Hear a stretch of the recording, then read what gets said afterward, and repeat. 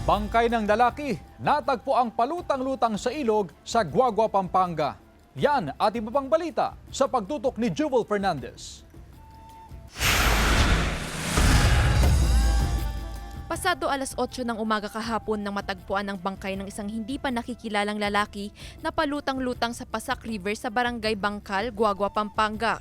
Ayon sa ilang opisyal ng barangay, isang bangkero ang unang nakakita sa bangkay habang bumabiyahe sa ilog. Agad siyang nag-report sa barangay at sa Guagua Police Station. Agad namang rumesponde ang mga otoridad upang isagawa ang retrieval operation at simulan ang investigasyon sa insidente. Patuloy ang investigasyon ng pulisya upang matukoy ang pagkakakilanlan ng biktima at malaman ang sanhi ng kanyang pagkamatay. Hinihikayat ng mga otoridad ang sinumang may impormasyon na maaaring makatulong sa pagkakakilanlan sa biktima na makipag-ugnayan sa pinakamalapit na himpilan ng pulisya.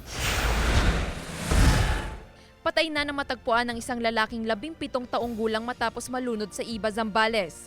Ayon sa Philippine Coast Guard, nakatanggap sila ng ulat na tinangay ng malakas na alon sa dagat ang 3 individual sa kasagsagan ng ulan.